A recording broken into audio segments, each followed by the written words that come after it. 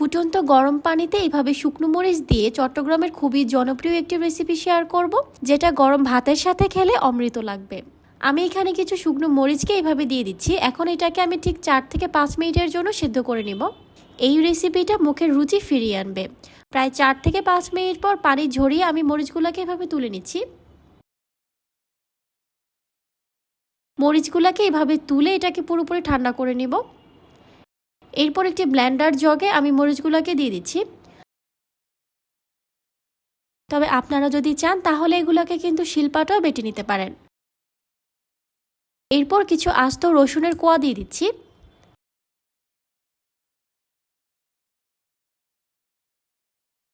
সেই সাথে 3 থেকে 4 পিসের মতো পেঁয়াজ দিয়ে দিচ্ছি। পেঁয়াজ, রসুন আর মরিচটাকে আমি খুব ভালো করে একটু পেস্ট করে নিব। আপনারা এটাকে শিলপাটায় খুব সহজেই বেটে নিতে পারেন। ব্লেন্ড করা হয়ে গিয়েছে, দেখতেই পাচ্ছেন এটা ঠিক এরকম হবে। চুলায় প্যানে আমি দিয়ে দিচ্ছি 1/4 কাপ পরিমাণ সরিষার তেল। এটা চেষ্টা করবেন সরিষার তেল দিয়ে করার জন্য, তাহলে কিন্তু এর টেস্টটা ভালো হবে।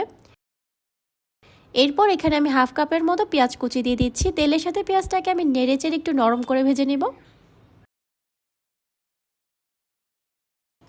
পেঁয়াজটা যখন নেড়েচেড়ে নরম করে ভাজা হয়ে যাবে, এরপর এখানে আমি 1/2 চা চামচ দিয়ে দিচ্ছি হলুদ গুঁড়া, ধনিয়ার গুঁড়া দিয়ে দিচ্ছি 1/2 চা চামচ, ভাজা জিরার গুঁড়া 1/2 চা চামচ।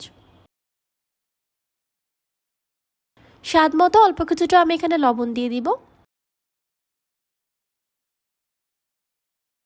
খুবই সামান্য পরিমাণ একটু পানি দিয়ে দিচ্ছি যাতে মশলাগুলো পুড়ে না যায়। এখন পেঁয়াজের সাথে সবগুলো মশলাকে আমি খুব ভালো করে একটু নেড়েচেড়ে মিশিয়ে নিচ্ছি।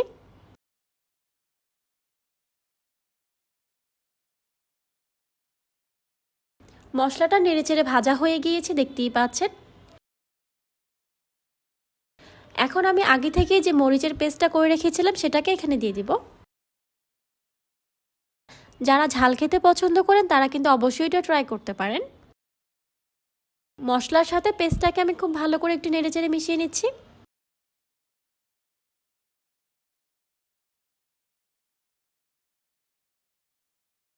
চুলার আঁচ লো মিডিয়ামে রেখে ঢাকনা দিয়ে ঢেকে এটাকে এখন 3 থেকে 4 মিনিটের জন্য রান্না করে নেব। প্রায় 4 মিনিট পর আমি ঢাকনাটাকে খুলে দিয়েছি।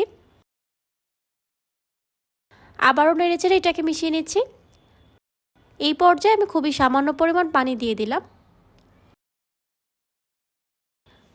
আরও অল্প কিছুটা পানি দিয়ে এটাকে খুব ভালো করে এইভাবে একটু কষিয়ে নিব। ঢাকনা দিয়ে ঢেকে বেশ কিছুক্ষণ একটু টাইম নিয়ে আস্তে আস্তে এটাকে কষিয়ে নিতে হবে। বেশ কিছুক্ষণ পর আমি ঢাকনাটাকে খুলে দিয়েছি। দেখতেই পাচ্ছেন এর উপরের তেলটা কিন্তু ভেসে উঠেছে, তার মানে এটা খুব ভালো করে কষানো হয়ে গিয়েছে।